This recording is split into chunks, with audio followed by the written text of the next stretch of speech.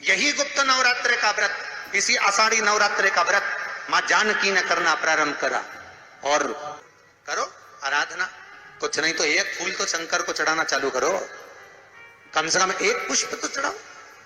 जिसको लगता है कि मेरे परिवार में कोई दूसरा व्यक्ति हस्तक्षेप कर रहा है, या मेरा पति किसी पर नारी के साथ में रह रहा है, या नारी किसी पर पुरुष के साथ में रह रही है, तो माखन थोड़ा सा प्रतिदिन मां जगत जननी के मंदिर में अवश्य समर्पित करें। 9 दिन तक समर्पित करोगे, कैसा भी दोष होगा, कैसे भी ग्रह होंगे, वो सब हट जाएंगे और जीव आपका हो।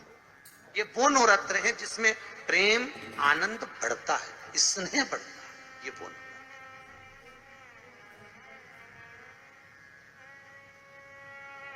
ये कोई साधारण नवरात्र नहीं है। भाई भाई में अगर द्वेष हो रहा है, विवाद चल रहा है, अदालत में बात चल रही है, कोई समझौता नहीं हो रहा, एक दूसरे से बातचीत बंद है, करो नवरात्र।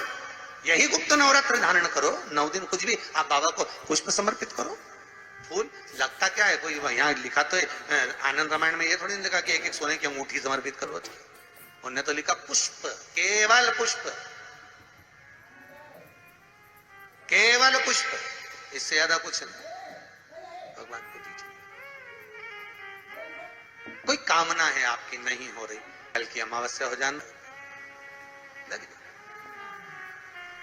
बाबा को रिझाओ, उसको मनाने का प्रयास करो, प्रकट हो। 2 गुप्त नवरात्रे होते हैं, थोड़ा ध्यान देंगे। 2 गुप्त नवरात्रे होते हैं। एक गुप्त नवरात्रा यही माघ के महीने में आता है। श्रृंगी ऋषि ने इस गुप्त नवरात्रे का बड़ा वर्णन किया। श्रृंगी बाबा ने इस गुप्त नवरात्रे के बारे में बहुत कुछ बताया, बहुत कुछ।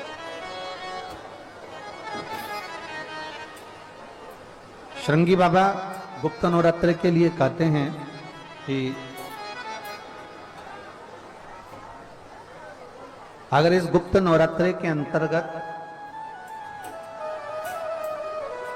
9 लाल फूल,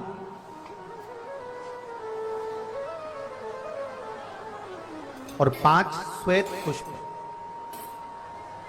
ये दोनों, लोग कहते हैं गुप्त नवरात्रे में हम देवी की आराधना करें, गुप्त नवरात्रे में हम भगवान की आराधना करें, पर शिव महापुराण की कथा कर रही है, भगवान शंकर का चरित्र कथा है। अगर आपने देवी भागवत का स्मरण किया हो, या भगवान शिव की एक पवित्र आनंदमय कथा स्कंद पुराण के काशी खंड में अगर सुनी हो, या उसमें भी नहीं पढ़ पाए हो, तो श्रृंगी ऋषि के चरित्र में आता है। श्रृंगी बाबा ने वर्णन किया है कि किसी भी स्थान पर,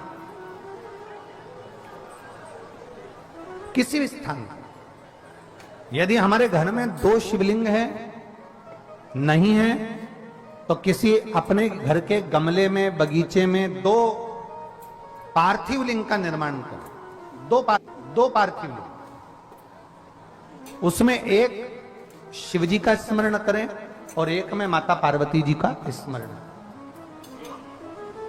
देवादिदेव महादेव के 2 स्वरूप, 2 लिंग प्रकट कर कर, एक पर 9 पुष्प लाल और एक पर श्वेत पुष्प 5 समर्पित करें, बाबा की आराधना करें, घी का दीप लगाएं, पूजन करें, और बाद में उन शिवलिंग को, उन पुष्पों को विसर्जन करें। किसी भी नदी में, तालाब में, बावड़ी में, अगर वहां नहीं विसर्जन कर सकते हैं तो किसी वृक्ष के नीचे उनका विसर्जन कर दें। पर ये नवरात्रे, ये जो गुप्त नवरात्रे हैं, इस माघ महीने में जो गुप्त नवरात्रे आती है, इसी के अंतर्गत इसका पूजन है। एक बार हमने पहले वर्णन किया था, जिसके यहाँ संतान नहीं होती उसके लिए भी पहले इस माघ महीने में जो गुप्त नवरात्रे आते हैं उसका स्मरण कराया था। कैलाशी अविनाशी है शिव तत्व का है। आप जिस भाव से, जिस भाव से आप भगवान को रिझाते हो, भगवान उस भाव से अपने भक्तों के करीब पहुंचता है। भक्तों के।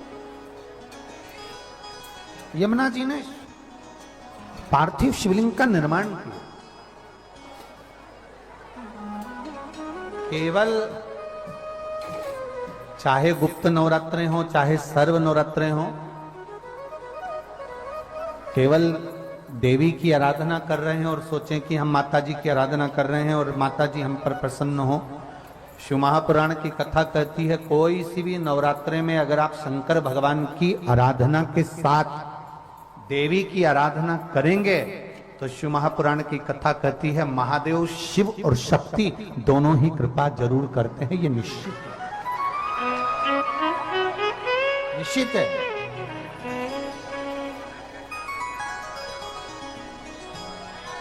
केवल एक शिव की आराधना कर लेना या शक्ति की आराधना कर लेना, हम शिव और शक्ति की दोनों की आराधना एक साथ करें। हम शिव और शक्ति की दोनों की आराधना, दोनों की आराधना। और हम तो दिन भी मौका लग जाए कभी नवरात्रे पड़े, चाहे गुप्त नवरात्रे हो चाहे संपूर्ण विश्व को ज्ञात चैत्री और कुंवार के नवरात्रे हो, हर नवरात्रे में आप एक विशेष ध्यान रखें प्रत्येक नवरात्रे में कि हमें शंकर भगवान के शिवलिंग की पूजन करनी। और एक और बात समझ लें, दो शिवलिंग का निर्माण नहीं भी कर सकते हैं तो एक शिवलिंग का निर्माण करें और उस शिवलिंग के पास में ही एक छोटा सा मिट्टी का ढेला रखकर मां जगत जननी जगदम्बा का भी पूजन कर सकते। आपको नहीं बनाना दो शिवलिंग, तो एक शिवलिंग एक मिट्टी का थोड़ा सा। ऐसा नहीं है कि मेरी माता दुर्गा भवानी पिंडी के रूप में नहीं पूजाती है। अगर मेरी माता पिंडी के रूप में नहीं पूजाती तो वैष्णो देवी में 3 पिंडियां विराजमान नहीं हो पाती। जितने जितने शक्तिपीठ हैं, आप प्रत्येक शक्तिपीठ में दर्शन करने के लिए जाएंगे तो वहां पर भी आपको पिंडी का दर्शन होता ही है। प्रत्येक शक्ति, ऐसा नहीं कि मेरी मां पिंडी के रूप में फिर पूजाती नहीं है, वो भी पूजाती है। आप जिस भाव से भजेंगे, जैसे हम कहते हैं हमारे शहर में, हमारे सीहोर नगर में कुबेरेश्वर धाम कंकर शंकर की भूमि है। मतलब वहां जो गया है वो कंकर शंकर की आराधना करने के लिए गया है, कंकर शंकर की पूजन करने के लिए गया है।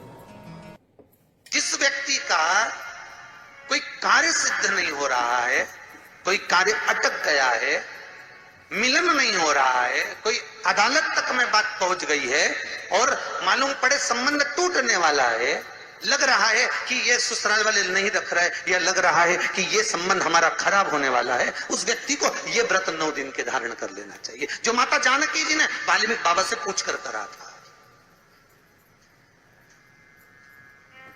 जो माता सीता जी ने वाल्मीकि बाबा से पूछ कर करा था।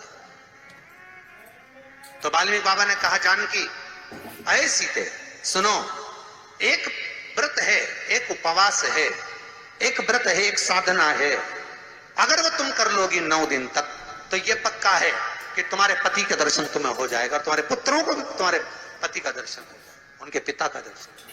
ठीक है, क्या उपाय? कहा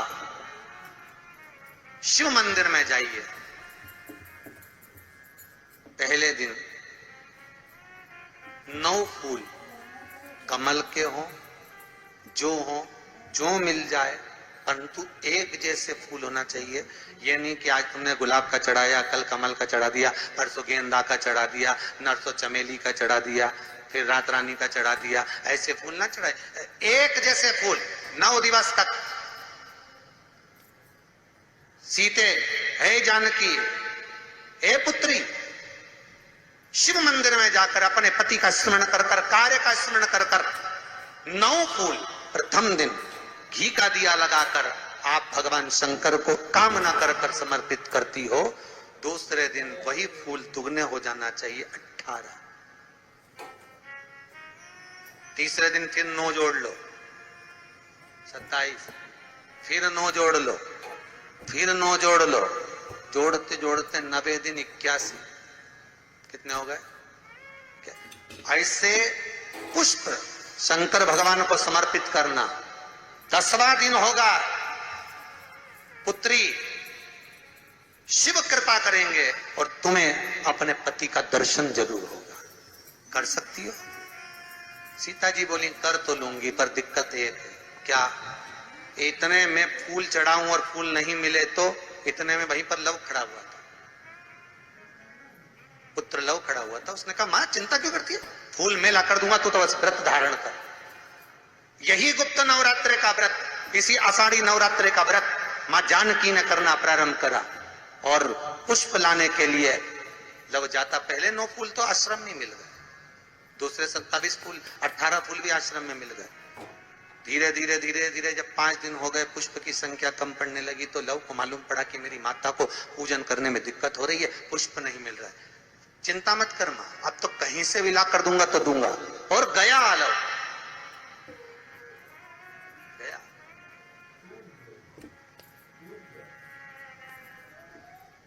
अयोध्या में पहुंच गया, जहां एक सुंदर सा सरोवर था। सरोवर के दरवाजे पर द्वारपाल खड़े हुए थे, अंदर नहीं जाने दिया। मुझे जाने दो, मुझे पुष्प चाहिए, मेरी माता पूजन कर। द्वारपालों ने पकड़ना चाहा, मना करा, नहीं माना।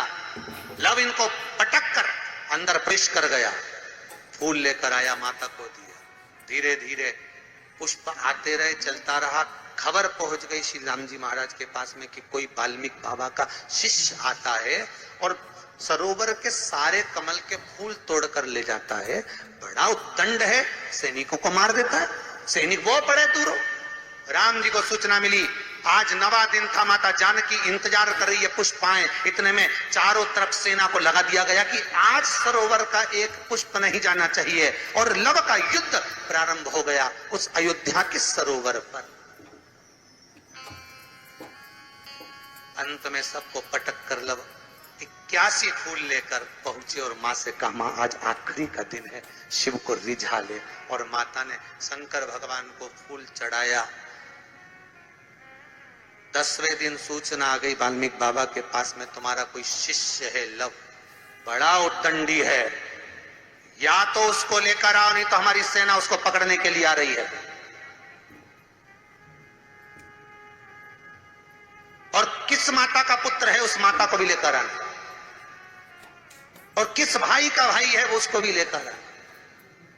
और गुरुदेव आपने बालक को क्या सिखाया कि वो इतनी उद्दंडता कर रहा, आप भी आना, नहीं तो हम सेना लेकर पहुंचे। वाल्मीकि बाबा ने लिखकर पहुंचा दिया, चिंता मत करो, हम पूरे ही आएंगे। वाल्मीकि बाबा को तो मालूम था व्रत पूरा हो चुका है, तो दर्शन तो होना ही है, भले कैसे भी हो, भले लड़ाई से हो, विवाद से हो, पर खबर तो आ गई ना, समझौता की कड़ी तो जुड़ गई ना। भगवान वाल्मीकि बाबा समझ गए, सीता जी से कह दिया तेरा व्रत पूर्ण हो गया बेटा, अब तू कल तैयारी कर चलने की। और लव को लेकर पहुंचे, सीता जी को देखा, पुत्रों का स्मरण करा, राम जी के नैनों से जल बह गया। वाल्मीकि बाबा सीता से कहते हैं, इसको कहते हैं साधना, इसको कहते हैं तप, इसको कहते हैं साधना। आप भी कर सकते हो। आनंद रामायण का ये प्रसंग वर्णन करता है कि हम भी क्यों ना कर सकते। गुप्त नवरात्रे चालू होंगे, गुप्त नवरात्र करो, आराधना, कुछ नहीं तो एक फूल तो शंकर को चढ़ाना चालू करो, कम से कम एक पुष्प तो चढ़ाओ। जिसको लगता है कि मेरे परिवार में कोई दूसरा व्यक्ति हस्तक्षेप कर रहा है, या मेरा पति किसी पर नारी के साथ में रह रहा है, या नारी किसी पर पुरुष के साथ में रह रही है, तो माखन थोड़ा सा प्रतिदिन मां जगत जननी के मंदिर में अवश्य समर्पित करें। 9 दिन तक समर्पित करोगे, कैसा भी दोष होगा, कैसे भी ग्रह होंगे, वो सब हट जाएंगे और जीव आपका हो। ये वो नवरात्र है जिसमें प्रेम आनंद बढ़ता है, स्नेह बढ़ता है। ये वो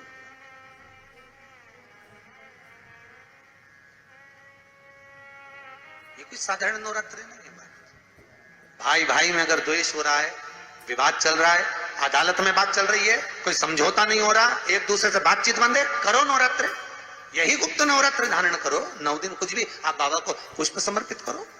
फूल लगता क्या है, कोई यहाँ लिखा तो आनंद रामायण में ये थोड़ी नहीं लिखा कि एक एक सोने की अंगूठी समर्पित करो, उन्होंने तो लिखा पुष्प, केवल पुष्प।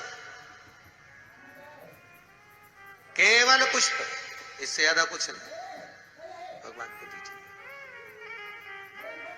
कोई कामना है आपकी नहीं हो रही, कल की अमावस्या हो जाना, बाबा को रिझाओ, उसको मनाने का प्रयास करो, प्रकट हो। में पितृदोष है, आपको ऐसा महसूस होता है, आपको लगता है, तो किसी भी नवरात्रि के पहले जो अमावस्या पड़ती है, गुप्त नवरात्रि, तो अंदाजा लगाइए। तो जिस दिन अमावस्या रहे उस दिन चावल की कटोरी में एक कपूर का टुकड़ा रख दीजिए महाराज, छोटा सा, और कपूर का टुकड़ा रखकर उस कपूर को दरवाजे के बाहर कटोरी में ही, चावल रखी हुई कटोरी में ही उसको पितरों का स्मरण कर कर जला दीजिए। और जलाने के बाद उस चावल को कहीं भी किसी भी वृक्ष की छांव में पक्षियों के लिए डाल दीजिए। शिव महापुराण की कथा कहती है, अगर मान लो पितृ आपको कष्ट दे रहे हैं, पितृ आपको तकलीफ दे रहे हैं, कोई काम नहीं होने दे रहे हैं, या कहीं आपको ऐसा लगता है कि पितरों का दोष है, तो वो पितृदोष देवी, अब ये जो आप करेंगे ये कब कर रहे हैं? अमावस्या के दिन आप उसको रख रहे हैं। अमावस्या के दिन उसको रखकर रात भर आपने रखा कपूर के साथ में, सुबह एकम पड़ गई, नवरात्रि लग गई, उसी दिन उसको जलाकर आपने पटक दिया। अर्थात उससे देवी और पितृ इन दोनों का आशीर्वाद जो प्राप्त होता है, तो घर में से पितृदोष समाप्त होकर लक्ष्मी की वृद्धि प्रारंभ हो जाती है, कार्य में सिद्धता आ जाती है। मान लो अगर पितृदोष है तो करो, नहीं है बड़े अलमस्ती से रहो। तो जिस व्यक्ति का भगवान विष्णु को चढ़े, दुर्वा गणेश जी को चढ़े, दुर्वा शिव जी को चढ़े, दुर्वा ब्रह्मा को चढ़े, दुर्वा इंद्र को चढ़े, दुर्वा पितरों को चढ़े। कितना सुंदर कहा है। जिसके घर में पितृदोष प्रबल होता है, बहुत प्रबल पितृदोष है, तो उसके घर के जहां पानी का मटका रखा था, पितृदोष मालूम है ना? पितृदोष का लक्षण क्या होता है? 1 रुपए कमाओ, 1.25 रुपए खर्च हो, समझ लेना पितृदोष है। रात्रि को सो गए तुम, बड़े चक नींद आ गई तुमको, बहुत प्रेम से सो गए, सोने के 1.5 घंटे या 2 घंटे बाद तुम्हारी नींद खुल जाए और कम से कम आधे घंटे तक तुमको भूख लग रही हो, समझ लेना पितृदोष है। सोकर उठने के बाद में जैसे ही 1-2 घंटे की नींद हो गई और अचानक नींद खुल गई और तुम्हें भूख लग रही है, भूख लग रही है, प्यास लग रही है बहुत तेज, अभी सोए हो, 1.5 घंटा ही हुआ, 2 घंटा ही हुआ, भूख लगने लगी, बहुत तेज भूख लग रही है, समझ लेना पितृदोष है। पितृ भूखे हैं, भोजन की याचना कर रहे हैं, भोजन की याचना। सोने के बाद तत्काल नींद खुले 2 घंटे के बाद भूख लगे, उसका भी एक समय बताया है महाराज ब्रह्मवर्ता पुराण के अंतर्गत, कि रात्रि को सोने के बाद में 1 घंटे की नींद हो जाए और उसके बाद में 2 घंटे के अंदर वापिस नींद खुल जाए और भूख लगने लगे, तो समझ लो पितृ भूखे हैं, भोजन मांग रहे हैं, अन्न मांग रहे हैं, पितृदोष है।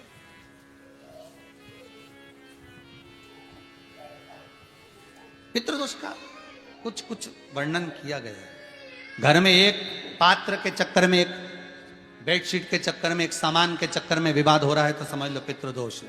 1 रुपया कमाया, 1.25 खर्च हो रहा है, पितृदोष है। घर में एक बीमार, दूसरा फिर बीमार हो गया, तीसरा फिर बीमार हो गया, एक ठीक हुआ, एक बीमार हुआ, पितृदोष है। पितृदोष का भाव, तो उसके लिए करना क्या है? शिव महापुराण की कथा कहती है, सुंदर गणेश जी का चरित्र वर्णन करता है, स्कंद पुराण कहती है, विष्णु पुराण कहती है कि दुर्वा 21 दुर्वा की गांठ बनाकर, 7 गांठ 21 दुर्वा की बनाकर, जो अपने पितरों का मटका, मटका मतलब परिंदा, हंडा, जो भी पानी का भरते हो, उसके नजदीक में मात्र एक कटोरी में चावल रखकर उसमें अगर दुर्वा रख देता है, तो मात्र 5 या 7 दिन में पितृदोष समाप्त होना प्रारंभ हो जाता है। उसके घर में लक्ष्मी की वृद्धि होने लगती है, सुख शांति अपने आप आने लगती है, उसका क्लेश समाप्त हो जाता है। दुर्वा में वो गुण है जो पितृ भी उसका भाग अमृत तत्व प्राप्त करना चाहते, अमृत देना चाहते। लंबी बाती का प्रमाण अलग होता है। लंबी बाती क्यों लगाई जाती है? भगवान के मंदिर में दीप में, देवियों की पूजन में, लक्ष्मी की वृद्धि के लिए। कौन से देवता के यहाँ लंबी बत्ती लगती है और कौन से देवता के यहाँ गोल बत्ती लगती है, उसका भी प्रमाण वर्णन। किसी देवी की पूजन करो तो लंबी बत्ती आती है, कुल देवता की पूजन करो तो लंबी बत्ती आती है। किसी मंदिर में किसी देवता को लगाने जाओ तो गोल बत्ती लगती है, उसका भी प्रमाण है। लंबी बत्ती जहां लगाई है, अगर लक्ष्मी के सामने लगाई है तो लक्ष्मी की लंबाई बढ़ती है, लक्ष्मी की वृद्धि बढ़ती है। अगर कुल देवता के नाम की लगाई है तो वंश की वृद्धि होती है। इसलिए हमारे यहाँ अमावस्या पूनम को जो पाटे माटे भराते हैं उसमें गोल बत्ती नहीं लंबी लगाई जाती है, जिससे हमारा वंश बढ़े। नवरात्रि में देवी जी की जो बाती लगाई जाती है वो लंबी लगाई जाती है, गोल नहीं। क्यों? क्योंकि जिससे माँ हम पर कृपा बना कर रखे, हमारा वंश खूब बढ़े, हमारे यहाँ लक्ष्मी की वृद्धि हो। स्थिर बाती, गोल बाती लगाई जाती है ब्रह्मा के मंदिर में, इंद्र के मंदिर में, देवता के मंदिर में। तुलसी के सम्मुख में लंबी बाती नहीं लगती, तुलसी के सम्मुख में गोल बाती लगाई जाती है महाराज, जिससे स्थिरता का भाव केंद्रित हो। स्थिरता भाव।